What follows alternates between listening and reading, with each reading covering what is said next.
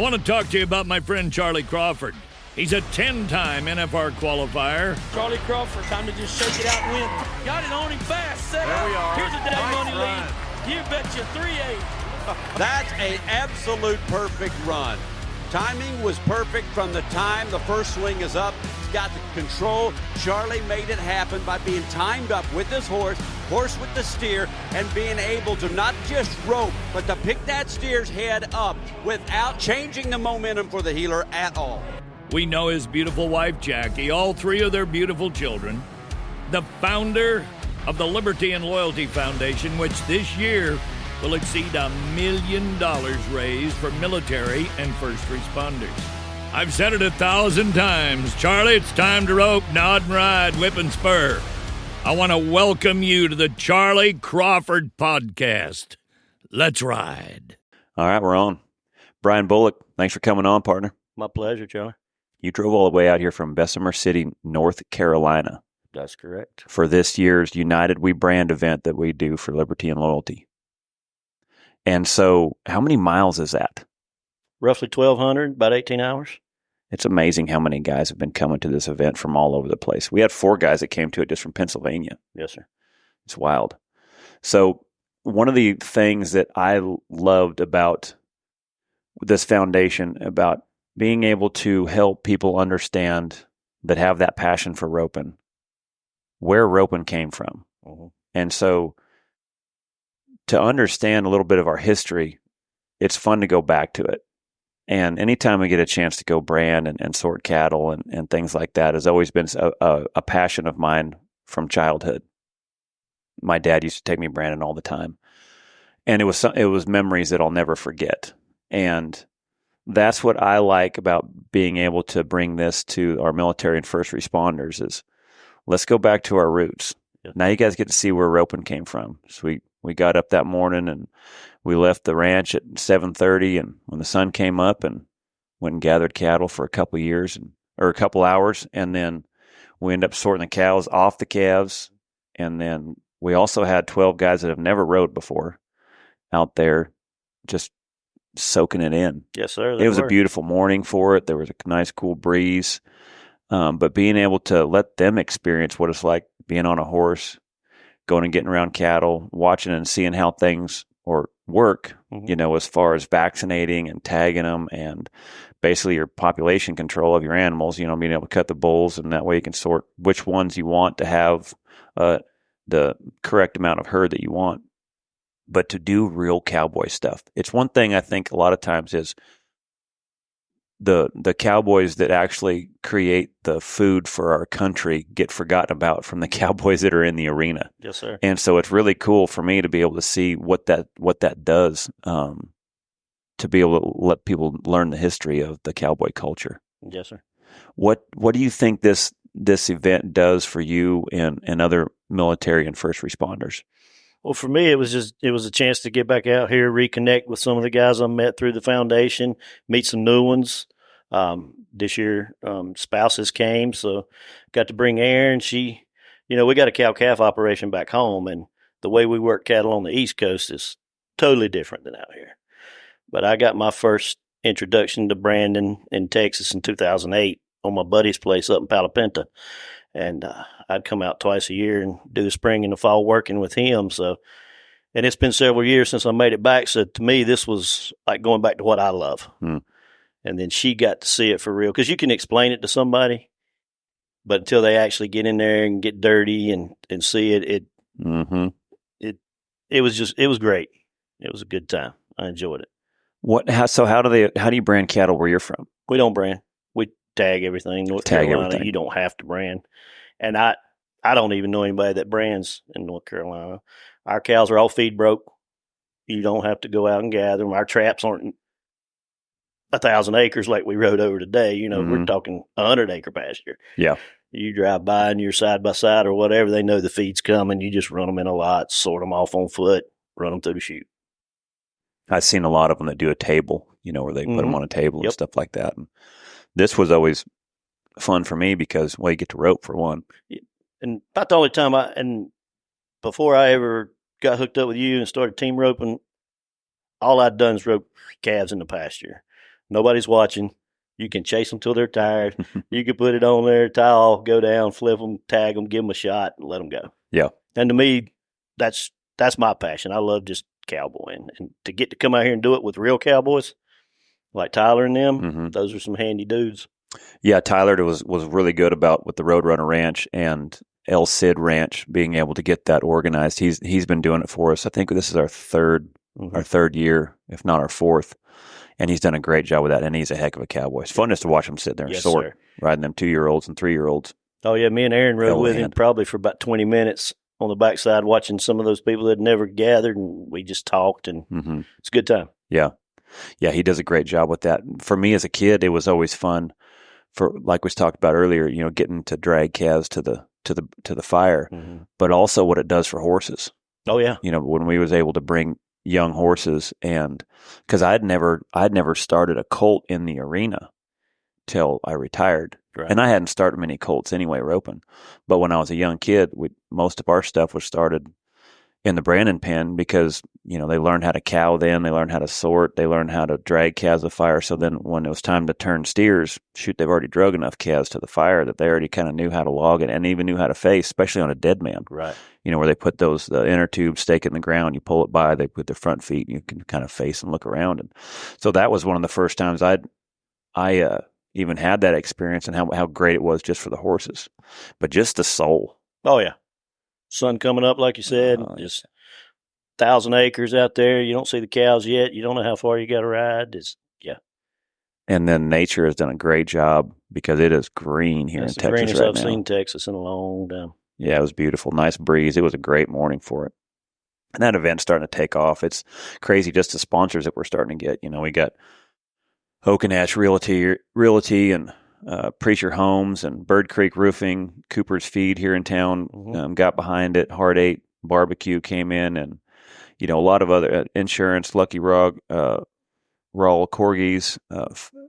Just a bunch of people that got into this. Clear Path Home Care, and I thought what was a pretty cool addition this year also, because it takes a lot of money to be able to put these things on and to be able to give the guys the experience, and I thought the experience was great. Yes, sir. I really did.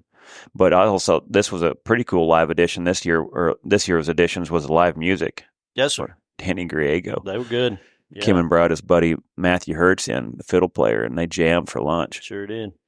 It's a pretty cool experience because Danny's a Nashville singer-songwriter. He's got a Madison Hotel on his song that he had wrote that's, I think, 23rd in the charts. And our fiddle player, Matthew, he's one of the few guys that's won the Texas State Championships in the fiddle playing that ain't from Texas. So that dude's legit. And it was I had heard some of the music going because I think they were testing the mics and stuff like that on their iPad with some just music, getting the sound right, and hearing some songs and stuff like that they were coming on their iPad. Yes, they were just stuff off the radio. Well, then I didn't realize after a while, because I talking to different people and getting everything kind of organized, and then all of a sudden I was listening and I thought they were still on the radio, and it was them playing, and they sounded just as good, if not better, than you're listening to the radio, and they'd never played before, and they jammed great together. It was a fun afternoon after a day of branding cattle. And the young folks listening might not remember, me and you will. Alabama said it. If you go play in Texas, you got to have a fiddle in the band. That's right. Yep, that's right. Yeah, that was a great day. Getting to watch, especially it was pretty cool too, having Peyton and Wyatt Bray come out there and help and support everybody. And Wyatt's been here, I think, at every one of them. It was fun. We're now they're roping together. They're on the same schedule, so Peyton was able to come and help. And so then yesterday we thought we'd go ahead, and it was a nice day out, so we wrangled the cattle up and put some horn wraps on and got to rope all day yesterday. Yes, sir. How was that? Well, when you look across the box and you see Peyton Bray, and all you got to do is catch and make a turn, and he's going to be there. It was once in a lifetime opportunity, Charlie. I appreciate it. Yeah, Wyatt and Peyton, they've been coming over and roping a little bit just to get out of their barn and kind of getting a little bit wider arena and a little longer arena and kind of getting ready for summer. Yeah, and they come over and sparred a little bit. And when Peyton brought the cows over yesterday morning, I helped him unload them, and he was telling me that they run different over here outside compared to inside at their house. And I was like, that was interesting. Yep. And so he explained all that, and he's, they're getting ready to make summer run. It's going to be outside. We gotta go chase them. And I said, just let me watch. And he said, oh no, you're going to do more than watch. And I said, okay, yes sir. Yeah, how many get to stick for Peyton yesterday? 5 or 6. Yeah, you was out here most of the day. Oh yeah, but it just when you started coaching, and I learned as much just sitting back listening. Just y'all's practice session compared to my practice session is on a whole nother level. But when you're breaking it down for those guys, taking it to another level, I'm just sitting there going, wow, okay. This is the difference between high school football and the NFL as far as taking it to that level. And Peyton said it. He said, yep. He said, Wyatt's quarterback, I'm the receiver, and today Charlie's the coach. I said, okay, I got it. It is fun sparring with those guys at that level. And yeah, I enjoy it. I enjoy putting the puzzles together on a run and trying to play that chess game with the steer and trying to read basically the defense like you'd be playing in football. Mm-hmm. And for a young quarterback basically, or a young header, and there's so many moving parts. Yes, sir. And that Wyatt Bray has got some raw talent. He can swing it. Gosh dang. Well, he's 6'9". Yes. He can almost just lean out over the top of his horse before the barrier pulls, and he's got another 10 feet of range just for how lengthy he is, and it's an advantage, and he has it and he uses it. Oh yeah. And he's gotten so good at reading the barriers and hitting the start and finding the steer's horns, and then it's the next stage is, okay, now how do you soften up that corner where you post those steers up, or because it's basically no different than football. A young quarterback, it takes him so long to learn to read that defense to where you can put the ball right between the numbers. Mm-hmm. And a lot of times there's a lot of things that get to going on, and sometimes your accuracy with where the ball goes can get a little off when you're standing in that pocket. And it's the same thing there. I went through it a lot too, was, when you hook that barrier and get it on right there to win something, sometimes your right leg get a little excited. Yeah. Mine did on my first one with Peyton. When you're like, no, those are a little fresh, don't run it. And I looked at Peyton, he looked at me, and I said, I'm running this thing. I don't care what he says. And he said, heck yeah, we're running it. And I got out good. I got clean, and I slapped it on there, and I was so excited. And Timber felt me, and he was going left. And I'm like, I ain't got my dally. And got a little hot. And then Charlie's like, all right, we're going to slow it down. Taking control of the situation. Yeah. That was a fun day. We would have been 4. That's our first time in my life. That was because he'd have been there on that corner. I wouldn't have had to look for nothing. Yeah, you could have roped him in 3.5 seconds, and he'd have chopped her down like you doggone right in half a second for sure. Yeah, that was fun. It was a good day for it. The weather was good, and we were trying to get that pulled off too, to where we were able to rope with our ambassadors the day before the branding, to try to get them included and be able to get that bond back again.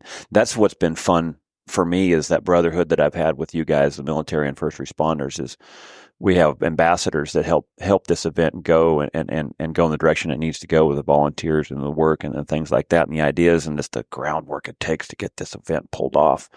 But to be able to have a day where we all just chill, eat some steaks, all cook steaks, and just rope. But man, the weather, we've been having a lot of storms here in Texas. Mm-hmm. So last night we got a taste of it. Mm-hmm. So my arena was a little bit wet, so we wasn't able to rope the day before the branding. But it was fun just to be able to cook steaks and drink some beer and shoot the bull with everybody and get that camaraderie back. And it's fun to reconnect with everybody again. Sir.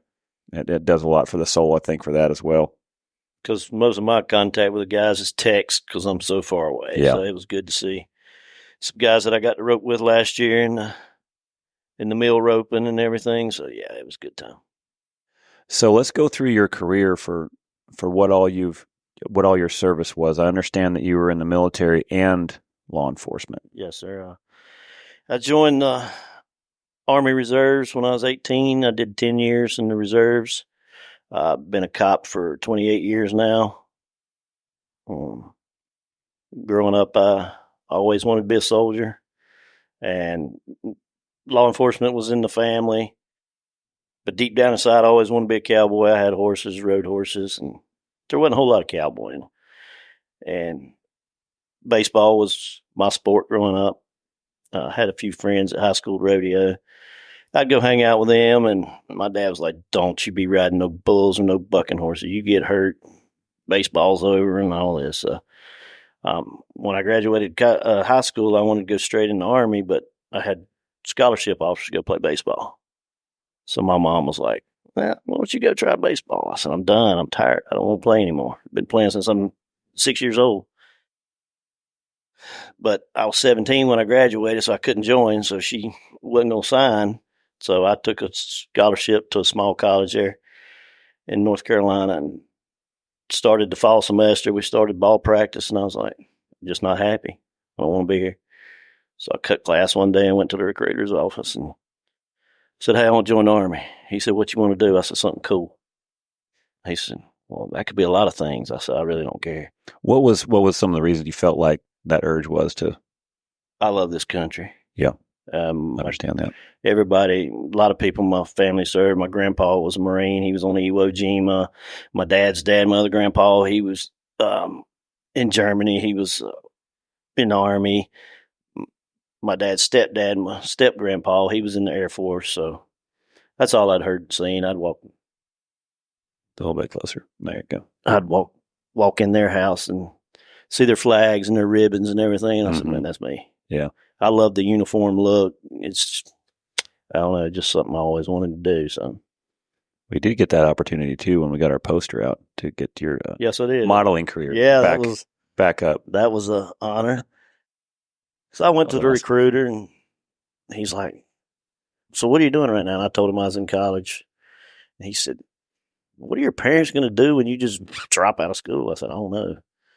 So this is where I got my first taste of the government lying to you. That he said, "Well, we got this program called Army Reserves." And I'm like, "Well, what in the world's that?" He said, "Well, you'll go to basic training, you'll go to AIT, learn your job, and then you'll come back and go to a reserve unit once a month, and you get to go on active duty 2 weeks in the summertime." He said, "That way you can finish your school year. And then that summer, if you really want to, we can put you back on active duty." I said, "Okay, let's do it." So I did. And I took a job. I was a combat engineer. So we blew stuff up, which led into my bomb technician days later on in law enforcement. But when all that was over and I came back home and I went to reserve unit, I was like, this ain't really the Army. I don't like this weekend stuff. Well, they wouldn't let me go back on active duty. There wasn't no wars going on, stop loss and all this. And they're like, "Yeah, it'll take time. It'll take time." So I was stuck. And so I continued on to college and graduated and came out and got a job as a police officer. So how long were you affiliated with the Army? 10 years. 10 years. Yes, sir. And then when you went from the Army, where in the police department did you go? I started in 1996. I got hired by the Charlotte-Mecklenburg Police Department, which is in Charlotte, North Carolina. And I stayed there for 3 years and got an opportunity to go back and serve the community I lived in. So now I work for the Gaston County Police Department in Gastonia, North Carolina. And then you told me you're a sergeant now in the vice and narcotics? Yes, sir. So how long ago was that when you first? When I first started with the police department? 1996. 1996. That's when year I graduated. And luckily I didn't have a whole lot of encounters back then with you. That's a blessing. And I went to work in Charlotte, in the big city. Never been to the big city. I'd gone and visited, Gotcha. Didn't like it, but It was one heck of a place to learn to be the police. It was fun in those days. Yeah. What do you think is different then and back in 1996 with where we're at now? Oh, Lord. The culture of these people out here now is, and then everybody says, "Oh, well, they don't have respect. And I don't want your respect for me as a police officer. I want your respect for the law. If you're out here doing bad stuff, you need to go to jail. Now, you can go out here and do bad stuff and you never go to jail. Or if you do, you're out in 15 minutes. There's no consequences anymore. Used to, guys didn't want to go back to jail. They'd be like, "I'm not going back, man." Okay. But now, they think we can't touch them. They think we can't fight. It's just gotten to the point where most cops there's no proactive anymore. They want to sit back and react to what dispatch sends them to. You go out and handle this. They're not out looking for anything, because then they're like, well, why did you stop that car? What did they really do that was so bad? You put yourself in a situation where you had to fight this guy or shoot this guy. So it's your fault, not the bad guy's fault. And that's where we stand. That's a dangerous place to be in as a police officer. It's going to get more and more killed and hurt because they're scared to lay hands on somebody. And thankfully, in the job I'm at now, I don't have to sit out there and deal with it, because I couldn't. I would end up in trouble. Because as a civilian, it feels like it's just easier to be able to go after the people that you know can afford the ticket, and it feels like it's easier to enforce the law on the people that are actually contributing to society and the people that are actually breaking the law, and for some that shouldn't even be here. Amen. Untouchable. You nailed it on the head, Charlie. You've got officers out there now, because depending on your administration and how they view policing, they want you out doing stuff, but then they don't want you doing stuff that's going to result in bad image on the department. So you're right. They'll go out and run a radar in a 35-mile-an-hour school zone and pop some mom taking her kid to school for 45. That's already paying their taxes. That's exactly right. Yeah. Insurance, vehicle, everything's great. Hustling because they're running late, trying to get Johnny to school. Yeah. And now you're going to mess with her? That's exactly right. And some of these moms may be working 2 or 3 jobs trying to hustle and trying to get things going. And now you just cost them how much money?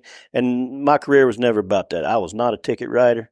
Now, I would use that speed to put somebody on the shoulder to see what that car was about. Right. Now I'm going to the next level. Mm-hmm. Are you running dope, guns, warrants? Soccer mom? Ma'am, slow down and you have a nice day. Yes. I wanted them to remember that interaction with me, that, hey, I'm on your team. That's right. Yep. I'm out here to protect you. I want the car behind you. Yep. I'm going to go back and get this up. And that's the way I spent my That's career. very well said, too, and the fact that, like, I'm here to protect you, but I just want to make sure you're doing okay. But you are looking for the people that are going to, could possibly be endangering her. But then you got that officer behind them that's either scared or whatever, that would stop her and write that ticket. And then depending on how his supervisor or on up the ladder looked at it, oh, that guy's a rock star. He's out writing all these tickets. Bolick, what'd you do today? Well, I stopped 15 cars and, well, you didn't write any tickets. Well, none of them deserved it. Sorry, I'm looking for that 10 kilos of cocaine with me and my dog. Looking for that bad guy. I'm looking for that bad guy that's got the homicide warrant out of Montana, whatever. The pedophile that's been circling around the freaking schools that shouldn't be there and should be. The guy that wants to get out of the car and start a fight. Yeah. I'm here, bro. Yeah. But I was, like I said, I started in that era where I was trained that that's the way we do the job. And it just started going down that path to where it was. What do you think changed? Honestly, around 2008 presidential election, when it was blasted all over the news that the police are bad. What is a defund police? That was kind of right around that era, wasn't it? It started there and then got worse as we moved on. Yeah, it's just hitting your glasses. There you go. So 2008 is when a lot of that stuff started, in my opinion. Now, do you think that there was,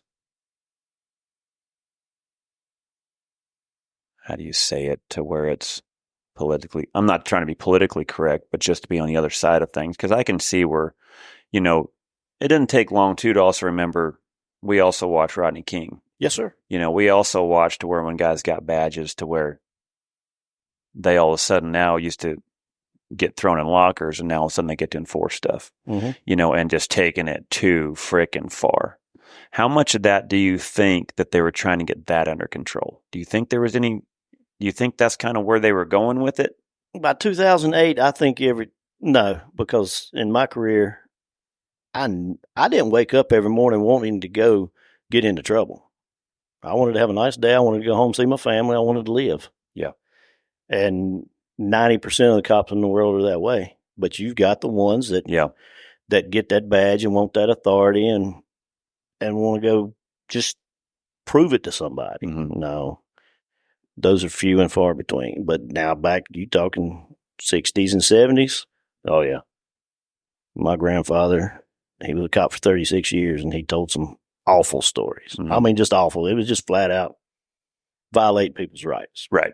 And now you're going to have that one here and there that, yeah, they still do it. But it is not a widespread epidemic like the media puts it out to be.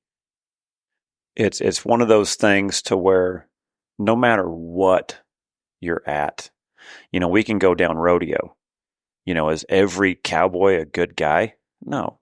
You can go down everything that there is, between teachers, Mm-hmm. Is 90% of them good? Absolutely. Yes, Is 10% of them rotten apples? Yes. It's in everything. And so to try to put a couple bad eggs and then just that's how you perceive cops.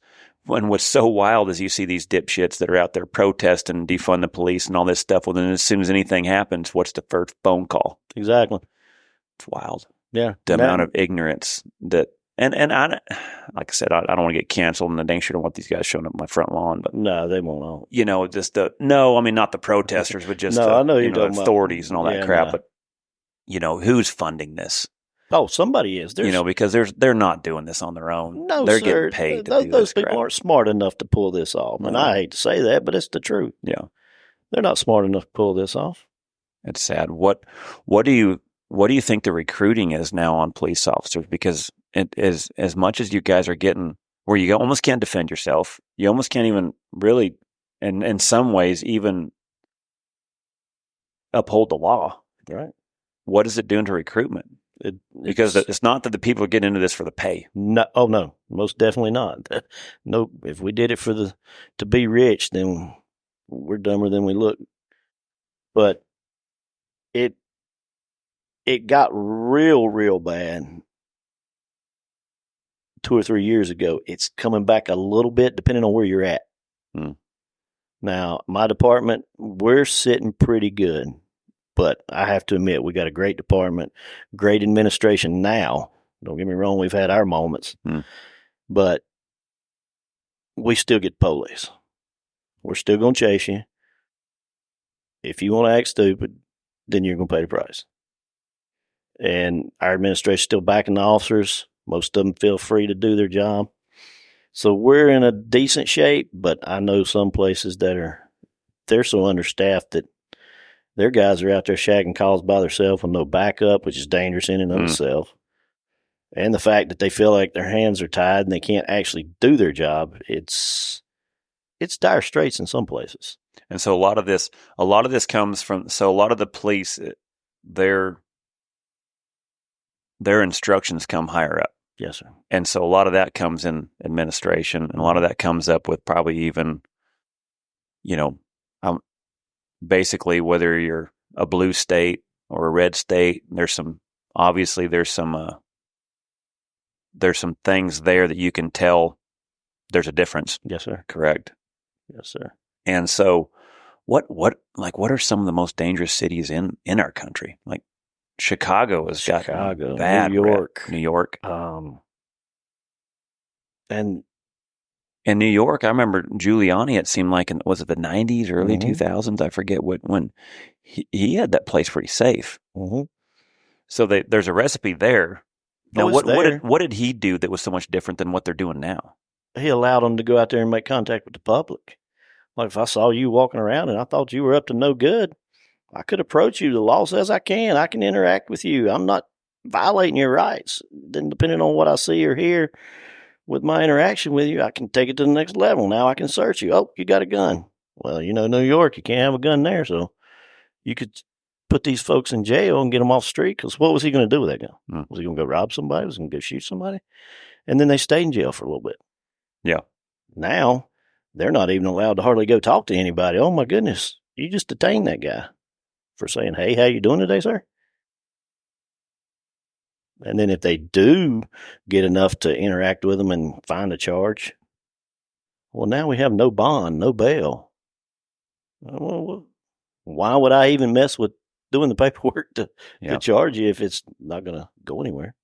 What are some of the instances? So you're in the narcotics. So what are some of the things that you see up there? Because I'm starting to see, golly, it seems like I don't know what all's going on with some of the drugs, but man, you're hearing a bunch of stuff here lately on honestly, the border.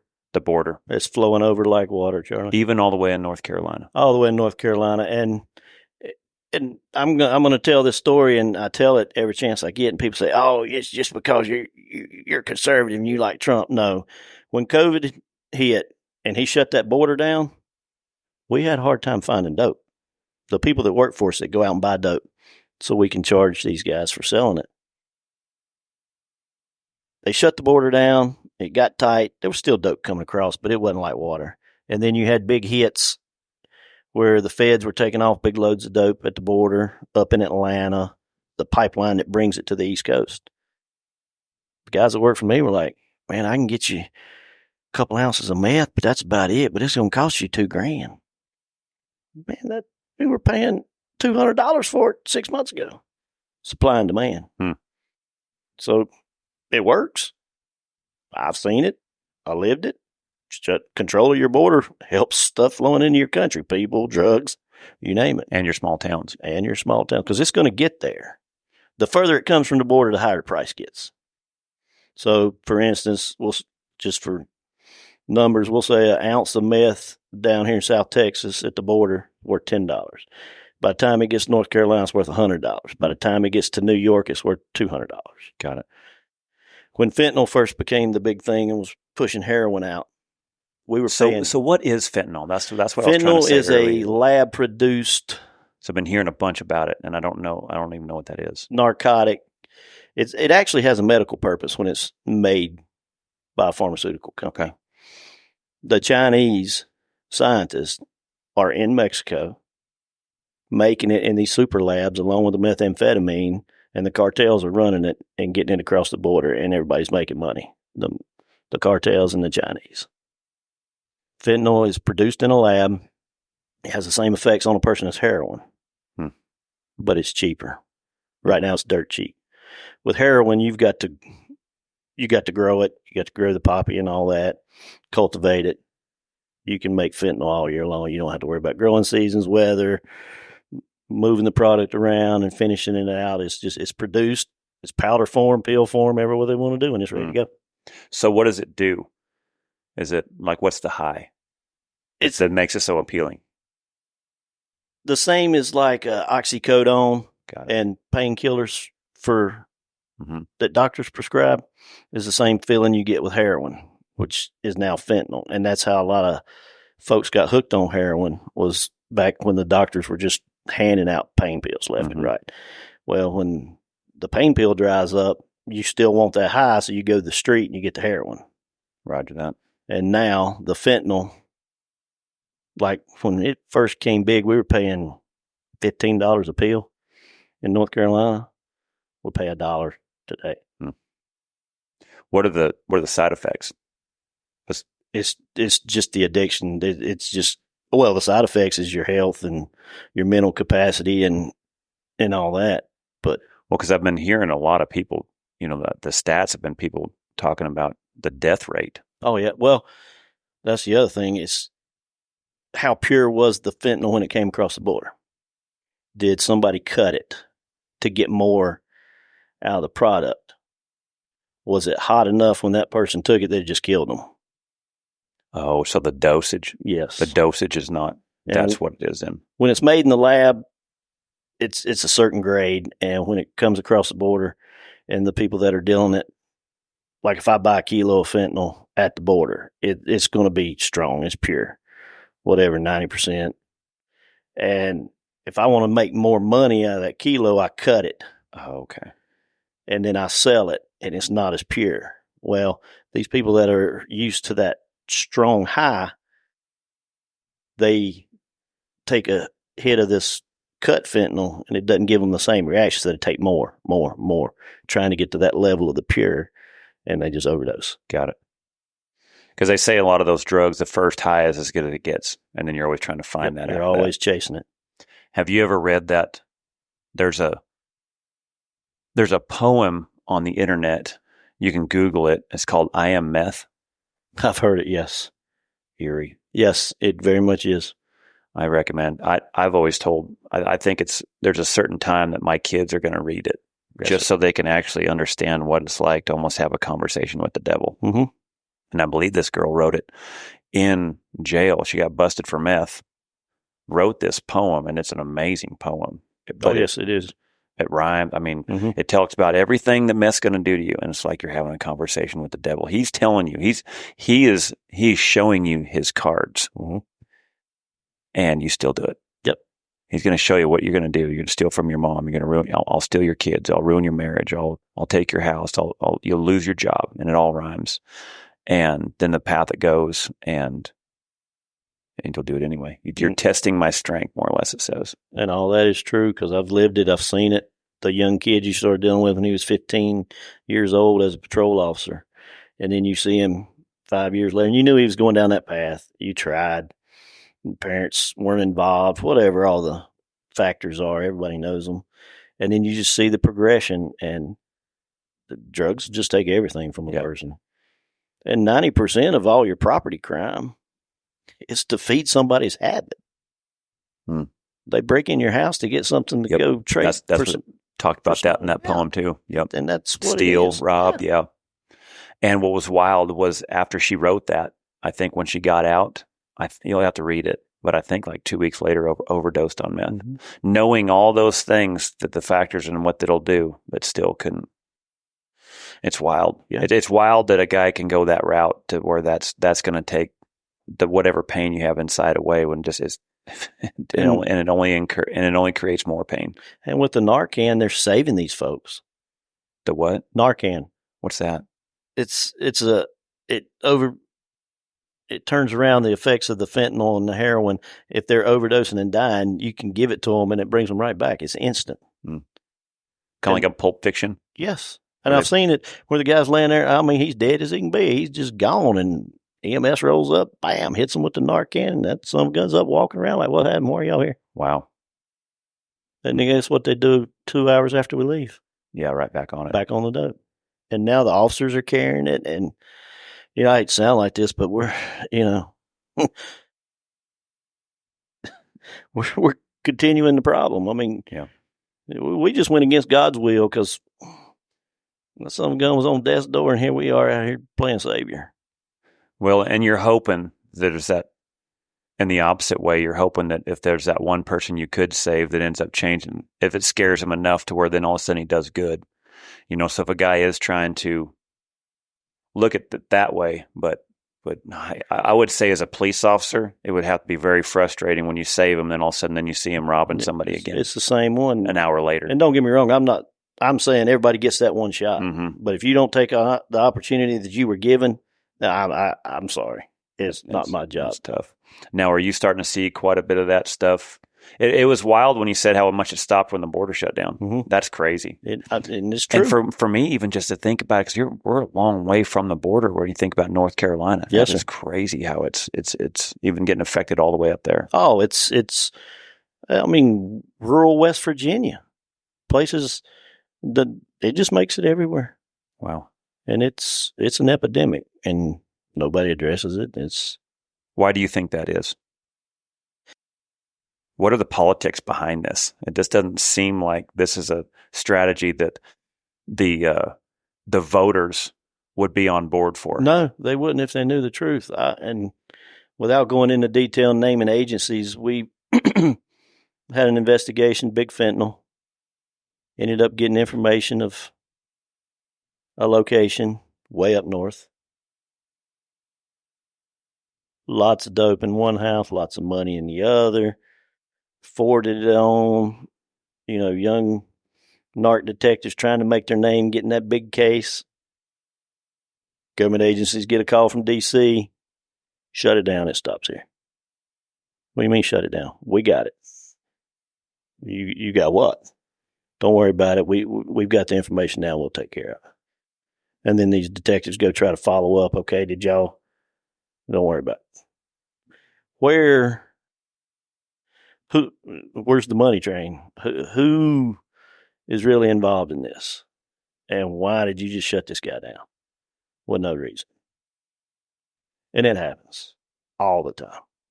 Now, is there something to where they're giving them enough leash to hang themselves to where you're finding the bigger player, or is it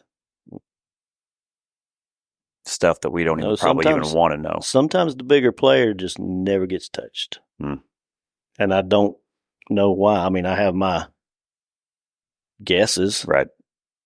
That if we talk about it on here, like you said, somebody's going to end up at my door. Yeah, and that's fine. I don't care. I've been hearing, and I this is what I'd like to ask you, just because these are things that I hear. But this is what's fun about being able to have you in this conversation. Is people I've talked to has said something about fentanyl has also gotten in not only just stuff that you're buying, but they're actually putting it in things to where innocent people are getting affected.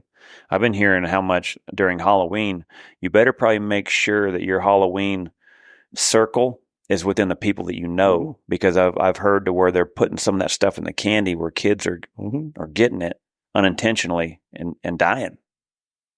Is that stuff true, or is this just a boogeyman trying to scare us? No, it's true. I've read the reports and heard the cases and how it got there mixed in as candy.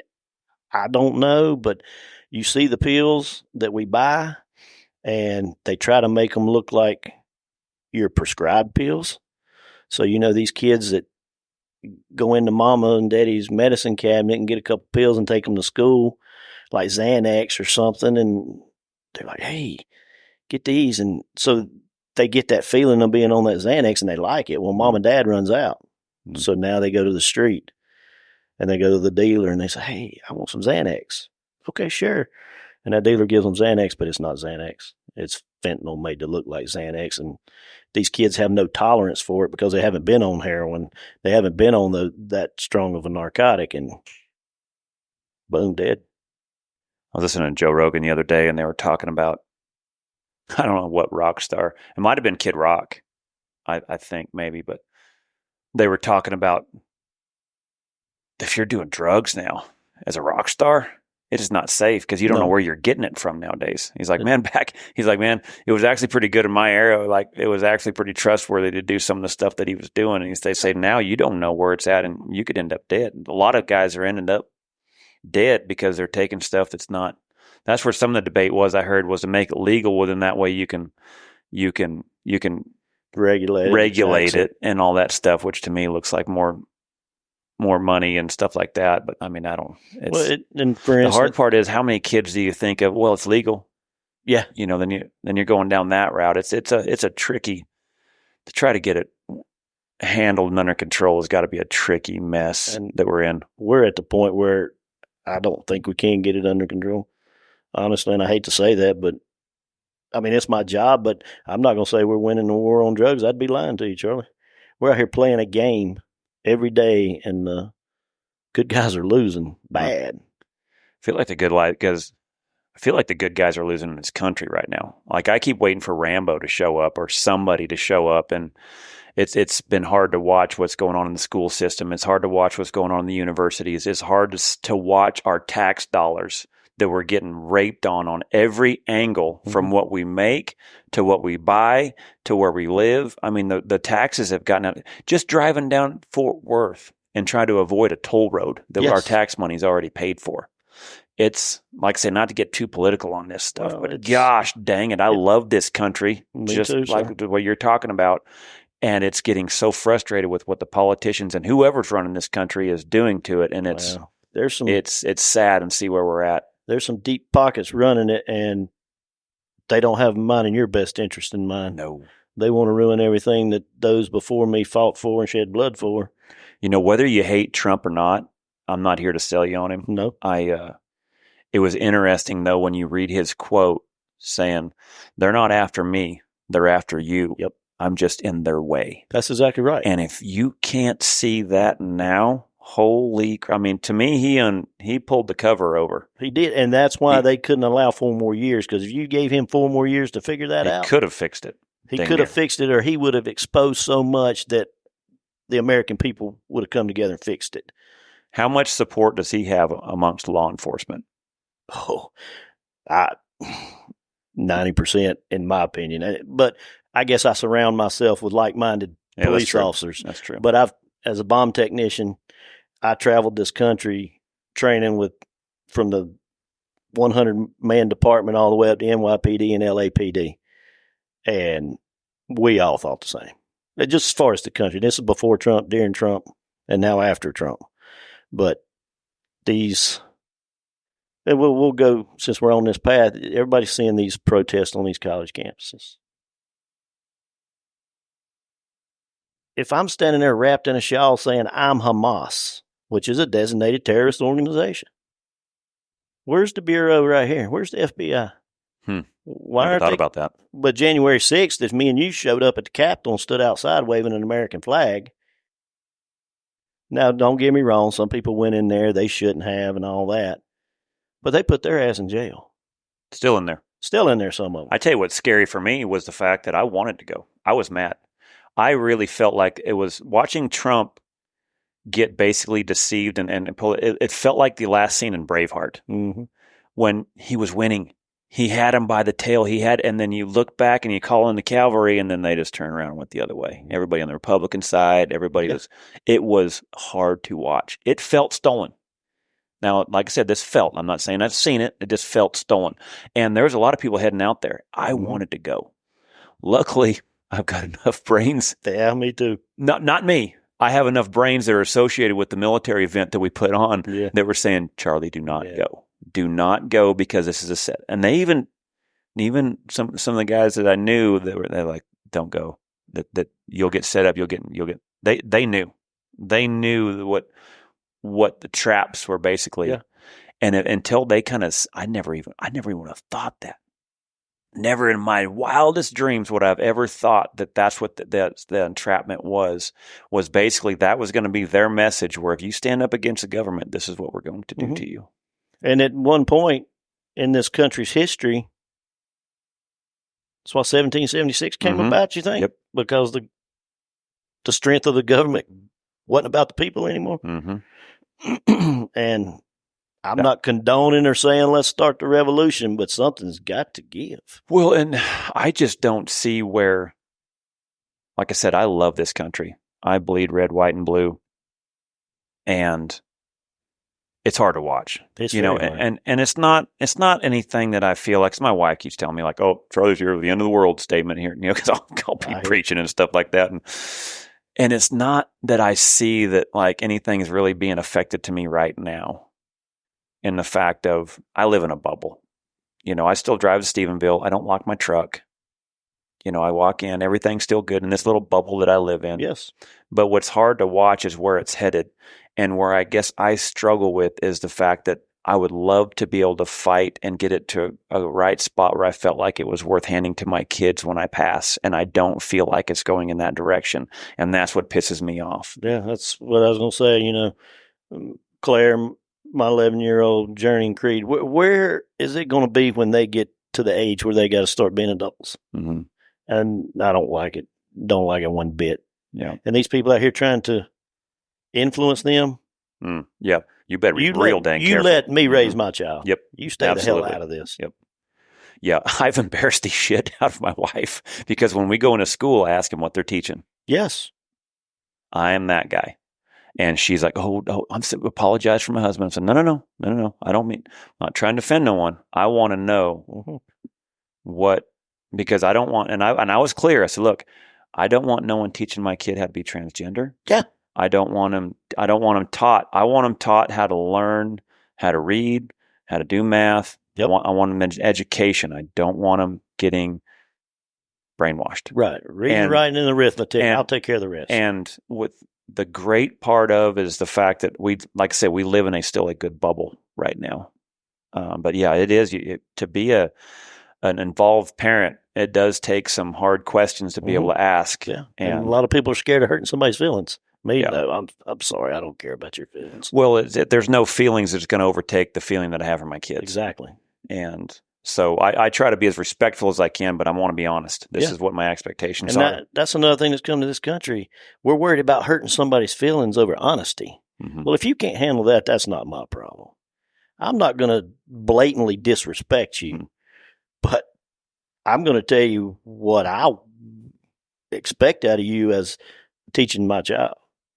I want you to teach reading, writing, and arithmetic. Mm-hmm. That's it. Yeah. I'll take care of the rest. Yeah. And I don't want you teaching him to be a Republican. No. You know what I mean? I don't want you teaching him any of the stuff I don't want no politics. No, none whatsoever. You know, I'm political because I care for this country. That's the only reason I follow politics, is because it's frustrating where we're at. I wish there's some more I could do, but I can't. I think that's where so many guys, I think, in this country are frustrated, is because what can you do to get this on the right road? Because it's not going down the right path. And like I say, is there any good guys left? Is there any good guys left that can even do anything? Are we too far past that? You know, that's, I think, where most of us are at. I'm not a Republican. I'm not a Democrat. Because I'm an American. I'm an American. That's right. I like the Constitution, and I follow that. Because I'm telling you, them Republicans are just as They're crooked. not any better. No. They're crooked, and that's where they we can't let Trump. He's going to expose us too.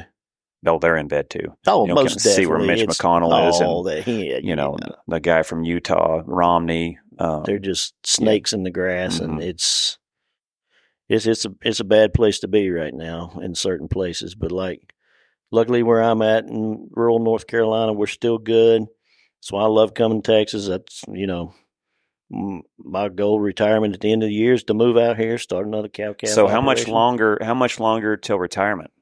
My last working day is January the 31st. January 31st. 2025. 2025. And then what's your plans for after retirement? I'm going to sell out my cow-calf operation, moving out here, start another cow-calf operation, and just go cowboy. And every once in a while, show up at your house team rope. What is your appeal to Texas? The cowboy lifestyle. The culture. The culture is still red for the most part, and everybody says, "Oh, it's changing, it's changing." Well, you know what? I'm not going to Austin for anything. I'm not going to Dallas for anything. My goal is to go to West Texas where there ain't nobody. But now, since when I bring Erin out here every time, she wants to get closer over here to y'all because she likes the rodeo cowboys, and I'm like, how much fun did she have with the branding? Oh, she loved it. She loved it. Talk about what all experiences she got. Well, going out and gathering, she's done that because we will saddle up at home and push our cattle in the pens. But when we got in there, and when me and her get off on foot and sort cattle, and if you've ever worked cattle with your spouse or your I highly recommend not. It's not, but we make it through it, and you've heard me talk. It's worth the money. It's worth the money to go pay someone just to help you to let the. If anyone's out there, if anyone cowboys, they already know. Oh yeah, the cowboys know. I'm just saying, for all you newcomers right there, that if you really want to test your guys' relationship, I think a good way to test your relationship. If you're thinking about getting married, here would be a good counsel: go sort cattle. Sort cattle, and at the end of the day, if she can forgive you for every word you said and called her. And she said, or vice versa. Oh yeah, don't think it don't go the other way. Oh, I've been standing there and look up, and she's on the side by side, headed back to the house, like the middle finger in the air. And I'm like, oh, hell. Yep. But no, it's real. It's real. It's real. Yeah, if you want some premarital counseling, go ahead and just go over there. And here's the test for the men: how patient can you be? And how good's your communication? We could call her, tell her to come up here from the trailer, and she'd say, "I have gotten a lot better." Yeah, and a lot of that, other factors involved. But yes, I have gotten a lot more patient because I want it done. And you've seen me rope. I want it done. I want it done now. Yeah. And working cattle's not that way. But when they went in and cut the calves off the mama, and Tyler was on that horse working that gate, she's like, that was the coolest thing. I think one little calf slid by him. And when we cut 75 calves off 100-something mamas, and it's fun to watch the art of a cowboy. Yes, sir. It's truly romantic when you're out there by yourself when the sun's coming up and the cattle are out there and there's no phone service and you can't see a tower, you can't see a city, there's no traffic. Mm-hmm. All you can hear is the birds in the air. Mm-hmm. It's so romantic. Yes, it's so appealing. It's so good for the soul. You can see how we were designed a long time ago, the simplicity of it, and to watch a guy that can do what he can do with a horse and the amount of basically cowboy and sorting IQ that he has, and you're able to watch that. It's fun to watch.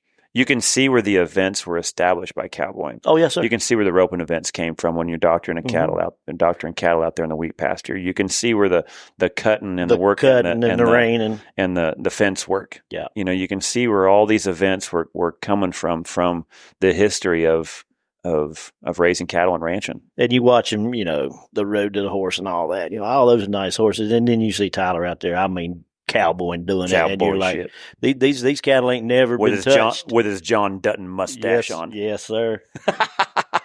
and then when we moved into the dragon vaccinating, I saw Erin. She's standing over there watching. And then when she realized that they were castrating, see, my cow-calf operation, I used to band every once in a while just to see the difference between a bull calf sold and a steer calf. It wasn't worth my time. I sell them straight as a bull calf right off the mama.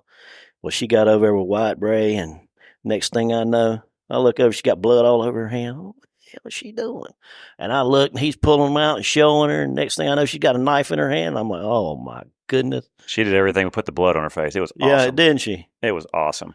And she was having a blast. She was. And she jumped in there, and every time she saw him going over to do another one, if the other participants weren't jumping in for that, she's like, I'll do it. Yeah. That was a highlight of her day. She had a blast. She was pumped. It was fun to watch. Yes, sir. It's and for the people that don't understand the reasoning for steers, it's population control. No different than spaying and neutering your dogs and your cats. Especially if you're going to raise them up to sell them off at fed weight. Me, like I said, I catch them at 6-7 months, depending on their weight, and put them on trailer straight to sale barn. Yep. Somebody Somebody else can cut them. They can feed them out. It's having a full-time job, trying to make hay, trying to raise cattle. But just the vaccinations, to keeping them healthy, the worming them, the things that are going to keep them healthy. Being able to doctor when you see the warts or you see the pink eye. There's all this stuff is designed for the betterment of the cattle. Yes. And it's fun. I'm telling you, it was my favorite memories as a kid. And I'm a wannabe cowboy. I'm an arena guy. I was a guy that competed. I got to brand as much as I possibly could and get to go gather as much as I could, just because it is that good outlet that a guy has. And that's one of the things I know you guys need is an outlet, and that's a good one. It's so stress free. It is, and that's one reason I started my cow-calf operation back home is I was going down a path of too involved and not coming home and leaving work at work, to the point it caused me a massive heart attack. At 41 years of age, I got a life flight from Kings Mountain to Charlotte, North Carolina to keep my ass alive. What do you think created that? Well, according to the doctor, it was bad luck, bad genes, and a lot of stress that I didn't need. And that changed a lot in my life. I said, if I don't make it to retirement, this pipe dream I've got is not going to happen. So I had to change a lot. So when did you start roping? And I know this is, for most ropers, it's really hard to go from talking about a massive heart attack to talk about team roping and the fact that this is going to relieve stress. Because for some guys are like, you're going to enhance it. Well, in the beginning, yes, but I've learned that it is what it is. But no, I had bought a couple of horses to use it at the house, and a lot of sale barn horses aren't exactly what the guy said they were. That happens. And so I'd bring some home. I'd try to rope on doctor, and sometimes I'd hit the ground. Sometimes they might hold a rope. It was just going down a path. I was like, I'm going to have to spend some money. So I found a horse. Friend of mine up in Western North Carolina had a horse that was tie down head and heel. And I watched it. Price came down a little bit, and I called him. I said, hey, man, those are awesome videos. That horse in the arena. I said, will he ranch? And he said, yes, sir. He said, I can send you. He said, I tie off in the pasture. He had cows, and I talked to him, and I could tell on the phone this was an honest type fella. I said, can you hold him till Friday? He said, well, there's a lady supposed to be coming Wednesday, and but she's been coming for 2 weeks. And I was like, okay. Well, I couldn't get off because my partner and the other sergeant was out of town, and I had to be at work. And I'm like, here we go. Work's just going to prevent something good from happening. Well, the horse held God's will. I went up there and spent more money than I ever dreamed of spending on an animal. And I got him home, and I went out and I doctored cows and calves, and I was like, man, okay, I am set. Well, me and him developed a friendship, and we kept talking, and he's a rodeo cowboy too. And he's like, you ever thought of competing? I'm like, no, sir. I don't want, no, I love rodeo. Watch it. Don't miss an episode. Cowboy Channel, the best thing that come about in a long time. And he's like, come on, just try it. So next thing I know, I bought a sled.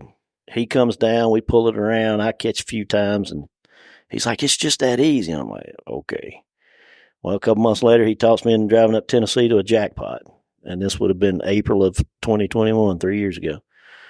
And I caught like 2 steers all day. I entered like 12 times. I was spending I'm like, what the heck? I caught like maybe 2 steers all day, but I caught 2. Yeah. And it was on. So then I come back home and I'm practicing and I'm realizing I really don't know what I'm doing. I'm about to mess up a good horse, I think. And then one day I'm not a big social media guy, but I'm scrolling through there and I see Charlie Crawford. I said, well, look at that. What's he got going on? And you started talking about back then American military celebration. I'm like, I don't wonder if a guy from North Carolina can get picked for that. So I went online, did my application. I told Erin what I was doing. That was for the Horns and Heroes for the clinic? Yes, sir, for the military clinic. And month later, 2 months later, I got an email that said that the clinic had been filled and they would keep my application for next year. I'd have like first right of refusal. I'm like, cool. That gives me another year to get a little better so I don't go down there and just look like a total dumbass. And 3 or 4 weeks later, sitting there and the phone rings and it's a number I've never seen. It said Texas. And I'm like, well, that can't be a bad thing. I actually answered it and it was the lady that was working for you at the time. And she said, hey, Mr. Bolick, we had a header cancel. You think you can make it to the clinic in November? And this was like September. I said, whatever I got to do, I will be there. And I showed up and here we are today. So what year was that? 2021. 2021. That was the first year you got to go to the clinic. First time we'd met. Yes, sir. If I remembered right. Yes, sir. What did you think of that clinic and what did you think of that event the first time you got there? Number one, I was overwhelmed. I'm a then 49-year-old cop, beat up, broke down from North Carolina, trying to learn how to keep up with these Texans that have been roping many years. And here I am. I ain't been roping 6 months, and I was overwhelmed. But what was overwhelming? Just the amount of ability of the guys that are in the clinic, or just the roping? Roping, the ability, their horsemanship. I grew up riding horses, but all I knew how to do was stay on. Nobody ever really formally taught me how to do anything. I was just trying to learn it and worked for a horse trader for years. And it was, here's a horse, just try to stay on and get the saddle pad wet. And so once it all started breaking down, but then, just that whole event when you set up the Pro-Am and I'm standing there with Luke Brown from South Carolina, who I'd watched his whole career because, he's 30, he grew up 30 minutes down the road. His brother lives 40 minutes up the road from me. And I'm like, I get to stand here and talk to him. And we were sitting there side by side, and I could care less if I caught a steer or not. And I didn't catch many because I didn't know what the heck I was doing.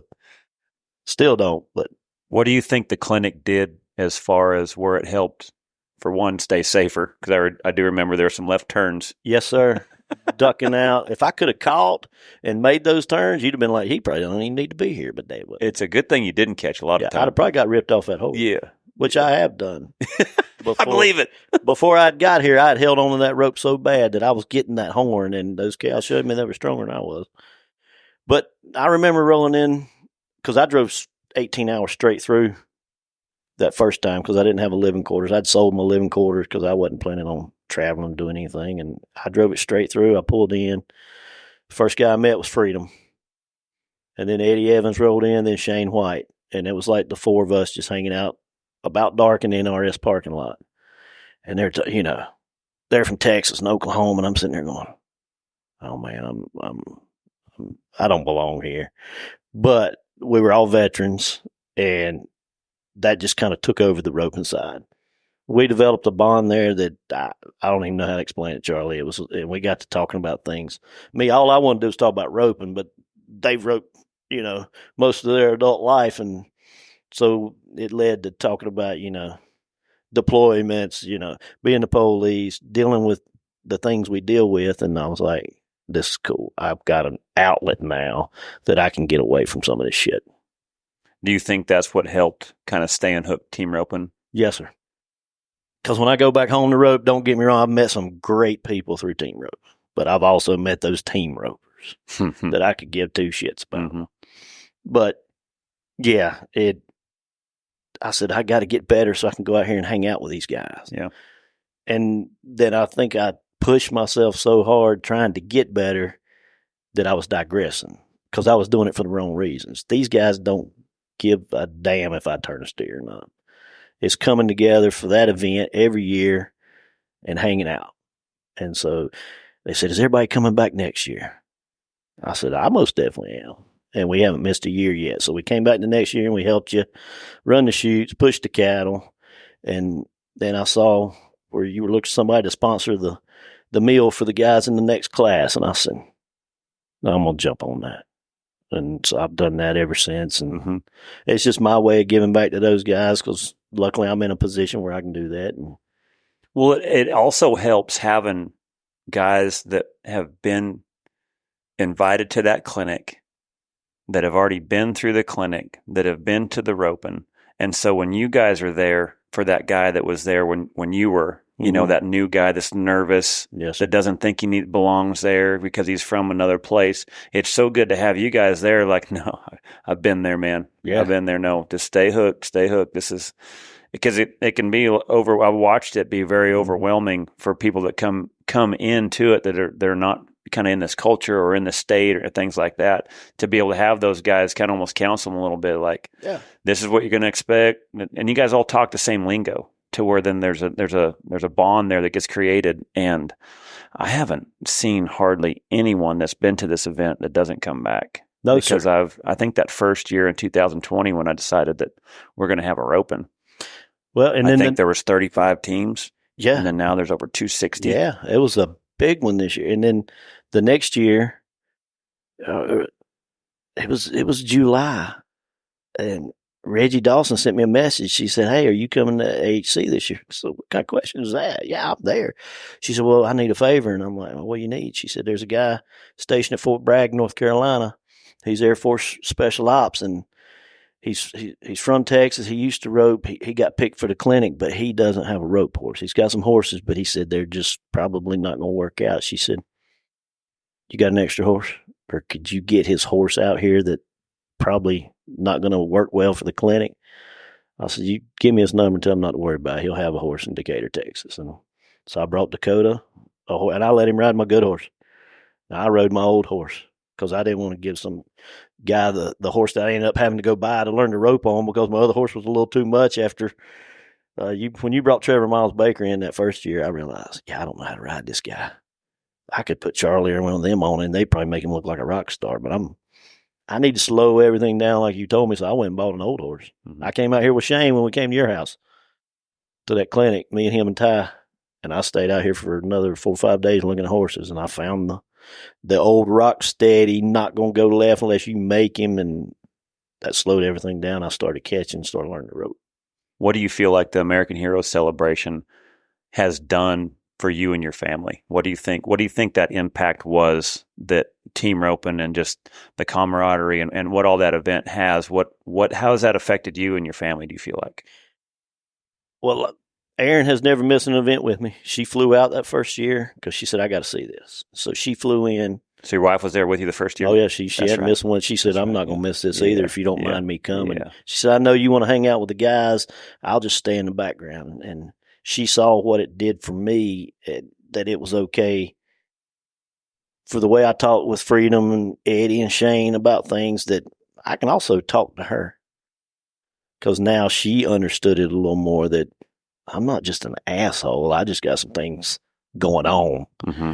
That she has realized there's certain days you probably just want to leave me alone. And then there's days where you've seen I've had enough. It's time to come in, and now I got a little more leeway on how I can talk to him. And so it's loosened me up, and it's also showed her that it's okay. Sometimes you just got to tell me, that's enough of that shit. Get your head right, Brian. So this event, just being able to get around the guys and almost just the camaraderie and being able to have the guys that are close to you, that has experienced what you've been through, just that outlet there, being able to kind of get it out off your chest, more or less, is what's get it out, get it off your chest, and then know that we got this thing called team roping going on up here. That let's go rope. And because even all my years as a cop, the young cops coming up, I've always told them, you got to have something outside of this job. Got to. This job will consume you. It'll kill you. It'll ruin your family, ruin marriages, all kinds of stuff. You got that. You can't just be all in 100%. You've got to decompress and let go. And I had a hard time doing that. I mean, I've had horses. I had horses, but then I got divorced and I had to sell them all. I was shoeing horses on my day off instead of putting on a uniform and going working an off-duty job. Well, shoeing horses doesn't pay the same as putting on a uniform, so I'd go back to putting on a uniform on my days off, and I realized I have no days off. I'm a cop 24 hours a day, 7 days a week. This ain't healthy. It's hard to turn off. It's hard to turn off, and after the heart attack, I started realizing I'm going to have to turn it off. So I started the cattle business. Then when the team roping came in, now I can't wait to get home, throw that phone away so I don't even have to hear it. Well, it's like on the way out here on Monday, we had 6 officers shot there at home. 4 of them died.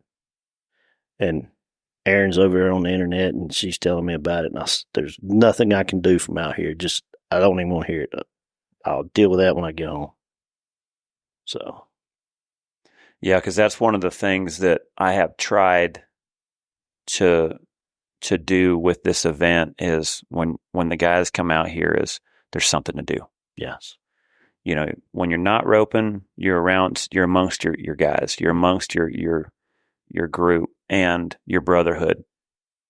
And I've tried to create enough events and enough things to do where you stay moving. Yes, sir. Oh, and you've done it. To where if you get there on Tuesday, if you're coming for the clinic, like there's a meet and greet on Tuesday. Yep. So some of the guys that have already been through where you're at are there to kind of help you with what's about to come the next, however many days. And then Wednesday and Thursday is the clinic. Then I cook. Me and the board members cook on Wednesday. That's the meal that you sponsor. And so we have a cook-off, and those guys cheat. They'll be out there marinating steaks at 9:30 in the morning when I'm out there teaching and stuff. Oh yeah, then they'll have it ready by the time I'm done. So like I get my apron on, the grill started, and like, oh yeah, come in. They're cheating, son of a gun. So we have a cook-off, but it's not really fair. I mean, my stuff's good. It's better than theirs, actually. If you want just kind of a burnt steak that tastes like jerky, go grab theirs.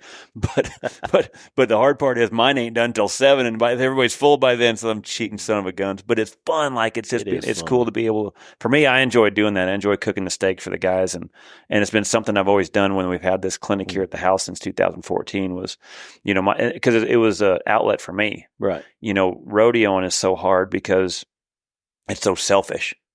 If you're not up grinding and getting after it, somebody else is. And if you're not out there doing it, then they're going to kick your ass. And so I do all the entering. I take care of the plane tickets. Me and my partner would be, handling trades and strategizing where we're going and what horses are going to go here and what we're going to need there, and a buddy team, and then practicing. Sometimes just practicing is the easiest part. Right. Does your rig running right? Is the oil change? What does the tires look like? Is the last time you packed the bearings? Mm-hmm. Does your horse need injected? Does his teeth need done? You got everything you need in the vehicle to where if the horse colics or ties up or if he gets sore, all the things that you have to have. Now you got to load all your stuff up, and then you got to make sure that the family that you have is not being neglected, and a lot of moving parts. Well, then when you get done with it, just to be able to get away, for me to be able to get away from myself and give back to, my dad was a Marine, so I watched a lot of the stuff that he went through, that he battled with internally. Right. Wish to God that he could have seen this event. I was sad that he passed right before I had my first jackpot. He would have been proud to see what this event has turned out to be. But my passion for this country, yes, sir, and the people that have keep us safe, the people that have made this country great, to me, that's a huge passion that I have. And to be able to give back, it's amazing what that does for my soul. And then never even dreamt about just the brotherhood that I've gained from it. You talk about some guys that got your 6. Yes, sir. Guarantee it. All you got to do is call. And, that's something that not everybody in their lifetime gets to feel. No, because being an operator, and when you go through that door, and I was an explosive breacher for 20 plus years, and when that door goes down and you go through it and you don't even think, you just know that he's got your back. You handle your job, somebody else going to handle their job, and everybody's walking out of here. 90% of the time it goes that way. Sometimes it doesn't, but there's a different camaraderie when you're going into battle with somebody than just being friends. Yeah. And you may not even like the dude on a personal level, but you can work together and you know he's got your back and you got his back. It's hard to describe. It's hard to explain. And people that's never been there, they don't understand it. But this is as far as team roping, now your healer's got your back because he's been there. He's done the same thing you have, and it's not about whether we go out here and win the NFR. We're just having fun. Yeah. But he's there. He's going to come in there and try his best to catch him 2 feet, and I'm going to try my best to catch the head. The one thing that when I had this event the very first time was the guys that came up to me and said this was the best day of their life. And I think somebody come and told you that for me. I never would have dreamt that.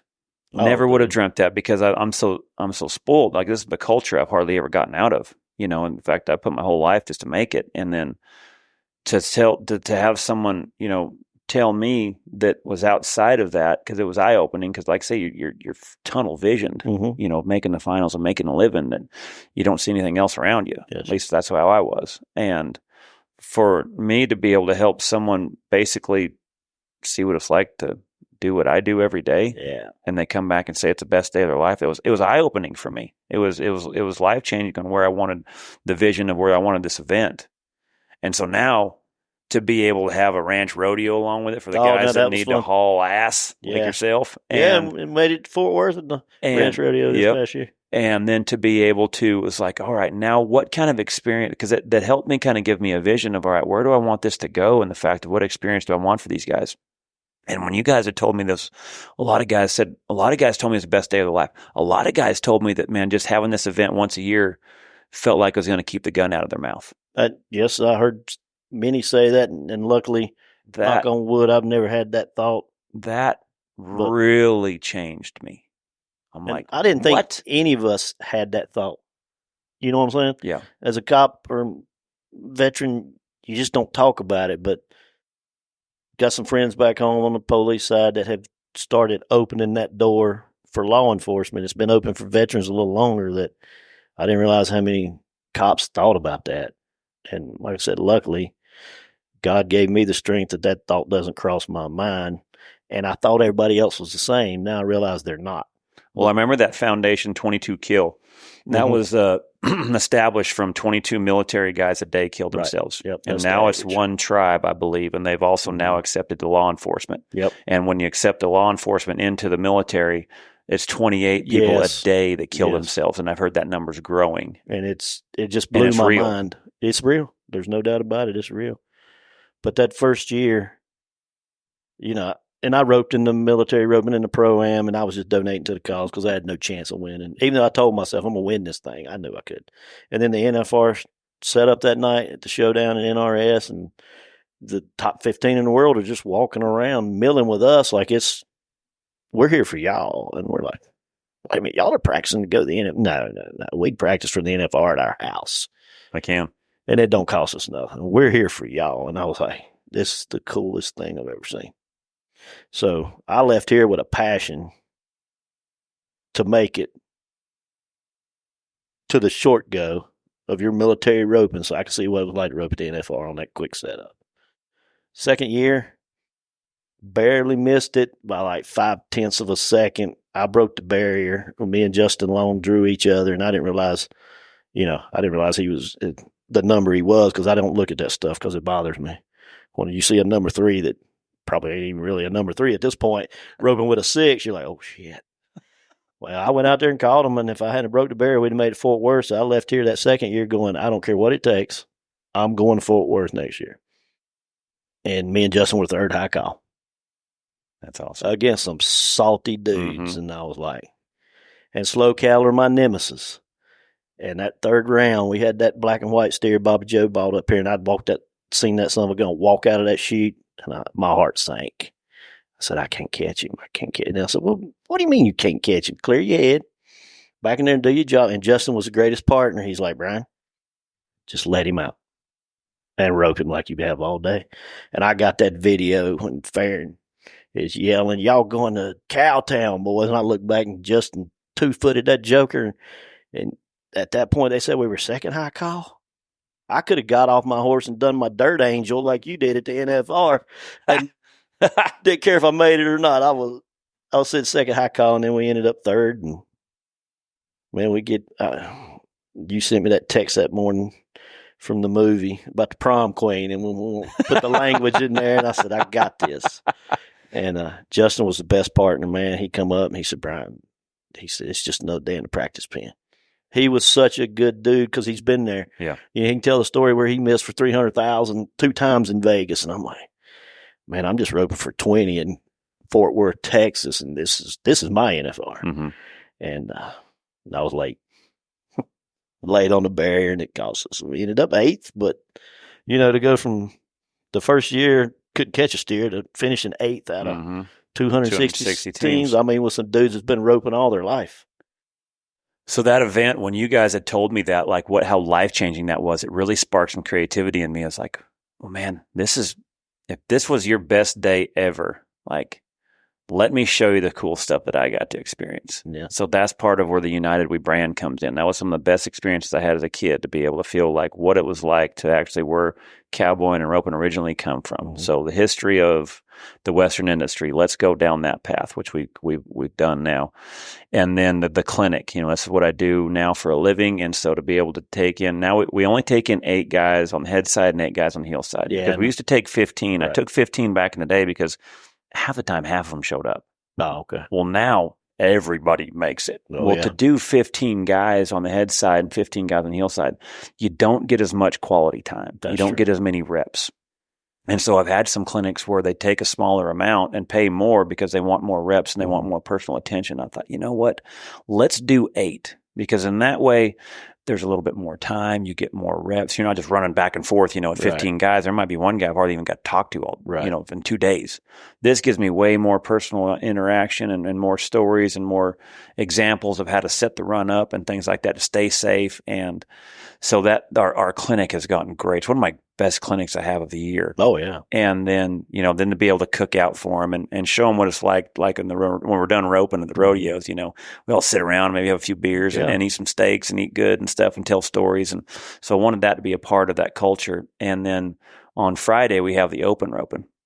So I was like, well, I think it'd be fun for them guys to sit and watch the best guys in the world and the up and coming guys in the world and give away a few spots to where those guys can make that NFR showdown on the last day at Cowtown Coliseum. So we have all this at NRS, which is a great event too. You got the store, you got, hookups, plugins. They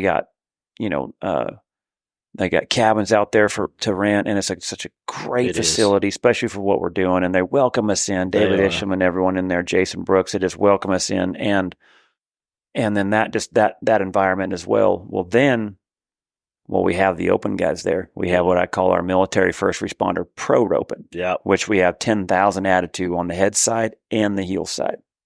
So of a fee of $200, you get a chance to draw one of the guys going to the NFR. Mm-hmm. And so then you get a chance to rope with those guys. You get a chance to not only watch them, now you get a chance to rope with them, which we have fully tooled saddles, buckles, prize lines, all the way down to, I think, 5 or 6, 10,000 out. I think last year the head paid $5,000 to win it for a $200 entry fee. Yeah. Oh, it's great. And the Pro-Am is. And then I thought, well, so I don't call it a Pro-Am because a lot of guys call it a Pro-Am, and I don't care if the military first responders guy calls it a Pro-Am. That way everyone kind of understands kind of what it is. Right. But I don't let the civilians call it a Pro-Am because I've said, you're not going to call these guys an amateur. When they can kill you in 57 different ways with their hands, we don't call these guys amateurs. That's right. That's so right. I make sure it's a first responder pro roping. That's right.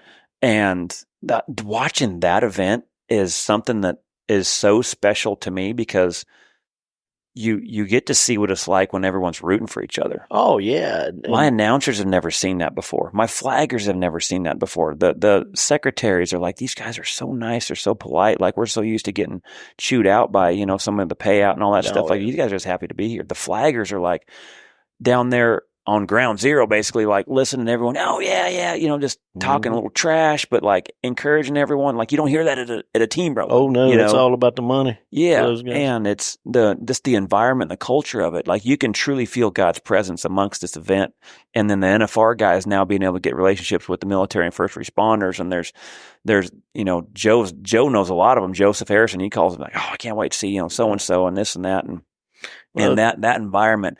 But the military first responder roping, that's where I'm like, we're going to get some serious money to this. Susan Canode, she got 5 committees last year to donate back numbers. That's what I got for mine. The military first responder deals where they donate $2,000. This year we're trying to get all 15 slots sold. Nice. And so that money will go into the pot. This year, the first place, that sponsors up to $15,000 this year. So to win it, it's going to pay $15,000 a man to win it. I guess I fully tooled saddles, and then prize lines all the way down to 15, money all the way down to 15. Yes. And so this year, my goal is to be able to, one, get all those back numbers sold to all the rodeo committees. Because we have, so our first 3 rounds of military first responder roping, it's held Saturday at NRS. Well, as the first 3 rounds go, we take those top 15 and we put them in the NFR showdown at Cowtown Coliseum, which is basically the exact same measurements as Thomas and Mack. If you're late, you're dropping coals because you're getting outrun, and I did. And so after you've made the top 15 that night, we're bringing in a band and we're going to have a back number ceremony, just like the NFR. We have a back number ceremony. We got the same bags that we get. Oh, those are travel nice. bags that say, the contestants, that you made the short round, the top 15, just like the NFR. You get back numbers. We do the back number deal. So once we get that, we could possibly have $60,000 out of this year for the military first responder roping. And when you say back number, they don't understand these are leather back numbers. I've got mine framed hanging on the wall. It's beautiful. So that was like my goal is like, all right, now let me show you the cool stuff I got to do where you guys were fighting for my freedom and keeping me safe. Let you feel what it's like to back in that box, and a 16-foot box is 10 foot wide. That's only 55 feet to the left wall. Yeah. And feel how close the buck and shoots come up. You guys get an experience fast. Now that not every civilian gets. Some of just a select few get that feeling and get to spar and watch the top guys in the world rope and watch how fast it is at eye level. Yeah, because we roped in between there. Was it third and their short go? Yeah. Mm-hmm. And the ranch, then having that ranch rodeo short round in there. We don't even talk about that. And then when you're back, that's amazing to watch. You're back there warming up, and like Coleman Proctor's coming up to me. You got this, Brian. You got this, because I met Coleman through this, and Driggers and all those Caleb top guys. and Junior, and then White and Payton. They're just talking to you like you're roping with them. So the fruition that I got to see come to light was this is something I had envisioned, and where these reels are now are getting so good because the cameras are getting so good, was when you win the military first responder short round, the payout, the big sign, when you win it, I make you take that victory lap around that arena just like you'd won the average of the NFR. And I wanted it so bad. And this year to watch Big John and Jersey make that victory lap. Big John was at my first clinic in 2014. Yes, sir. And then Jersey, O'Rocky, he was at our first one, our first jackpot in 2020, drove all the way from Jersey. Yeah. And then to watch him win it and watch him make that victory lap, it was exactly what I had envisioned, exactly what I thought was that as an experience, to where I couldn't tell if those guys won the NFR or the American Hero Celebration. That's how pumped they was. In their mind, it was all one and the same. It's awesome. And then fully tooled saddles down there with the sponsors, get interviews on live on the Cowboy Channel. And, and my final goal for this year is to pack that bitch. I want 3,000 freaking tickets sold at that thing. And I want it to be standing room only, because the last thing that I want you guys to be able to experience is what that crowd feels like when you rock a run in that little setting right there where you can feel the energy. It's the best feeling I've ever had. It's one of those things you can't pay to get it. No, sir. You've got to earn it. Yep. But I want that experience. Like that's my next goal right there for this event, because when you get to hear that crowd roar when you win it, it is something right there now. That's what gets the goosebumps going. That's what gets that. Yeah, it's something I've never forgotten. Oh, no, to this day. I'll never forget being third high call. If whatever happens this year happens, but my goal was to make it to Fort Worth, and 15 or number 1. I just wanted to make it in there, and sitting third and having a chance to win. It was like, this is real. it's been fun to see where that event has gone, and it's been fun to be able to do it alongside you guys. And you played a huge role in this. But who did you? So the first year you were at it, and then the last couple of years, who all have you gotten rope with in the military first responder pro roping? I've drawn Hunter Cook every time. Nice. And one of my favorite cats right there. And him being Luke's partner, I was that's a big deal. Maybe another Carolina guy can take him to the winter circle, but this year I think I broke the barrier on the first one, so I knew we were out because there were a lot of clean runs. And I looked over at Logan and Hunter, and I said, I want to go fast. He said, I'll be there. And it was 2 swings, and I put it on him, turned, and at that point we had to, because you pay the quickest of each round, and we rode off, and he said, it might hold. He said, but that was quick. And I said, that's the quickest I've ever been in my life. And it was awesome. Now, it didn't hold for the fast time. We barely got beat. We were close, but man, just to have that confidence now to look over him and say, I want to go fast. It's hard sometimes to understand how far a roper has come because you're always focused on where you want to be. Mm-hmm. But at that point in time, getting to make that run, your best time you've ever made with Hunter, and then think about when you first started. Oh, I wouldn't even caught. I didn't catch. I don't even think I caught in the Pro-Am the first year. Yeah. Matter of fact, I didn't. It's amazing how much your roping has grown. It has. In a pretty short amount of time, too. I put a lot of miles and a lot of hours in the practice pen. Now, what all have, since that first clinic that you attended at the Horns and Heroes in 2021, what all have you won since? Won my first saddle this past year. Won my first 2 buckles. 3 weekends ago, I went to the U.S. World Series roping down in Statesboro, Georgia. I was sitting clean, had the number 7 World Series won. Healer come in, stepped in his loop, had to back out, and calf steer wiggled out. And then I was 3rd high call in the 8.5 U.S. roping. And we were clean. We were 19 on 2, which isn't fast, but it's fast for us. And steer set up just a little bit, and I broke the barrier. Still slicked, horned him, turned it off 2 foot, and we ended up 5th. Yeah. But I was 3rd high call, and I rode after we made the second run. I come back down the alley, and Aaron's like, "You got this," and I'm like, "Yeah, we're sitting pretty close." And I told her, I said, "This won't be Fort Worth. I will not be late." It's amazing what you learn. And I will not be late, but it cost me 5 seconds in second place and another buckle and a little more cash. But I told Justin Long we left last year, I said, never be late. I remember you called me afterwards. I can't believe I broke it. I said, well, the one thing I've learned about mistakes is usually you don't make them twice. Don't make them. Now I just got to not make the other one. Being too quick. But you know me. There's a balance. I got a problem with not going fast. Well, yeah, it's been amazing to watch your progression roping and just your involvement. And, now you're ambassador to Liberty and Loyalty. And I'm really excited to see your involvement and how you're going to be able to impact others.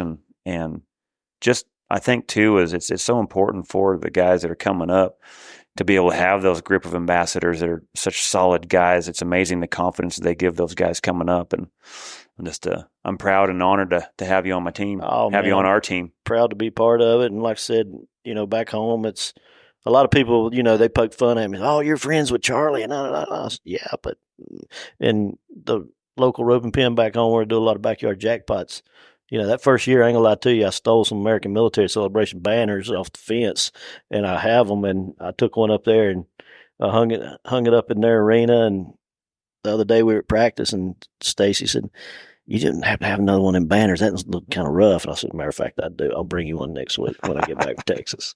So, and then come and do your clinics out east. I try to get over and just show up and help you and tell everybody about it. And yeah, I appreciate it. Like I said, it's still that outlet. Yeah. Gets me away. Through this foundation, too, and through these ropings, how fun was it to, for one, get to know Luke Brown, and then for another, get to watch him back in the saddle again at the NFR and sticking. Don't think we wasn't pulling for him. And, I mean, they did good. Second in the average. Second in the average. And ended up top 5 in the world. And on the way out here. Getting a rope with Hunter. Yeah. As well.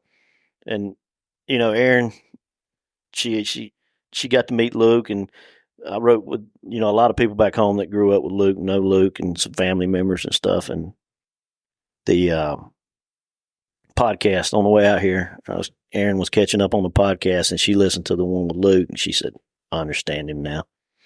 I can see everything that him and Charlie's talking about. And you're right. There's Luke Brown wanting the rope, and then there's some people just want a rope. Luke Brown loved it, man. He still loves it. Oh, most definitely. One of the best guys I've ever met. One of the best guys out there rodeoing, and it's fun to call him a friend. And he just lived down the road. We used to spar all the time, and some of my favorite rodeo memories. Just getting some of my favorite practice sessions with him and Chad, and they're great guys. Like last time I was out here with you, we went to Luke's house, we went to Patrick Smith's house, went to Chad Master's house, and I'm just sitting there in awe, just listening to Charlie talk and them ask you questions about, hey, where am I at with my horse? And then, I'm heading up to Guyman as soon as we get done here, and I get to see Coleman and Logan, and I don't know what day Luke's coming in, but I'll see him, and I'll go out, and when they remember you, you're like, that's cool. Yeah, they're great guys. It's fun to watch that bond come together between the NFR guys and the military and first responders. It's been fun to watch, and I remember the first year I had this roping. In 2020, there was a Pace Freedom. The X Factor had a roping right before my event, and I was invited to it because it was part of the NFR guys, and it was just kind of a match roping. Well, all the guys that were there for my event the next day were all in the stands. Yeah. And when I would rope, and me and Logan would kick one's ass right there, and just the crowd. I mean, just all my guys were all. I mean, it was almost like an Army Navy. They were there basically. They weren't shirtless. Yeah, but it was that close. Like I'm telling you, lit the roof up, and there's probably only 40 guys or 30 guys or whatever, But I'm telling you, like the roar in there when I would go when me and Logan would rope. I remember Patrick Smith coming. He says, "Whether you win this or not, no one's going to remember who won it." Yeah. He said, "The crowd and the fans that you have amongst those guys, you won this roping already." Oh yeah, and then when you go back home and you're watching the NFR and you're like, man, who do I pull for? I want them all to win because they were all so nice to me. They made me feel like, just wanting a crowd. And it makes it hard, man. Yeah. You want to see them all do good. Yeah, I'm the same way now. Being a fan, I'm right there with you, and it's a fun event, especially for me, and just to get to be a part of you guys and get to know you guys and just. I mean, I can't take credit for any of this. This is all God. This is something that God put on my heart that He was able to use what I had done to. I can't even think of how many guys that have gave their life to Christ through this. Yeah, with Trey Johnson. With Trey being there, that adds. We didn't even touch on that. Mm-hmm. I mean, we could go for 2 days talking about every little aspect of this, but Trey and his ministry. I mean, it's great to see those guys and. Because we pray before every meeting, we pray before every event, and to watch this event to where you can feel God's presence, it's like this is exactly where I want it to be, and He gets the glory of it, and He just uses me to be able to do His work, and that's what my job is down here. So that's all we can ask for. It's been fun to get to know you guys, and thank you for coming on the podcast. I enjoyed getting to know your story and. Thanks for having me at your house every time I come around here. I mean, it was fun to get the rope yesterday. Oh, and I mean, when you sit there and watch Jackie doing her thing, and you go to bed at Monday night. I mean, stayed like you. I'm in the bed when it gets dark, but we stayed up late with the guys and roll in the trailer and I look out and the lights are still on in the arena and get up in the middle. It's probably about midnight. Got to use the restroom. And you see that arena light on, you can hear the gate banging, and I'm like, that's how you become. That girl's, she's on it. She is. And the work ethic. People don't understand what they think y'all just saddle up and go rub. It's no, it's a lot to it. It's a lot of grinding to get there. Like she said the other day, and Erin heard her, she was talking to somebody here, that if I'm not out doing it more than they are, they're going to beat me, in those words. And she's 100% correct. Mm-hmm. Yeah. And then not only that, it's harder as a married woman. Oh, yeah. It's harder as a mother. Oh, people would not understand logistics going on at this place. It's worse than probably DFW Airport. It's fucking flights coming in and out. You know what I mean? I'm like, this is a grind. Yeah. Yeah. And it's a great life. I would call myself, my days are what I want to do. you know, I mean, there's things I have to do. I enjoy mowing, you know, I enjoy cleaning up my place. It's my place, you know, I get to do all this stuff. And so the life that I've got to live and what rodeoing has done for me to be able to give back to where this event is now. I mean, it's, I can't thank God enough for putting me in this position and to get to know you guys. So I thank him every appreciate day for you the coming out opportunity to get here. Yeah. You guys drive safe on the way back home. Can't wait to see you all in November. I'll be here. All right, buddy. Thank you. Thank you, Charlie. Bye, everybody.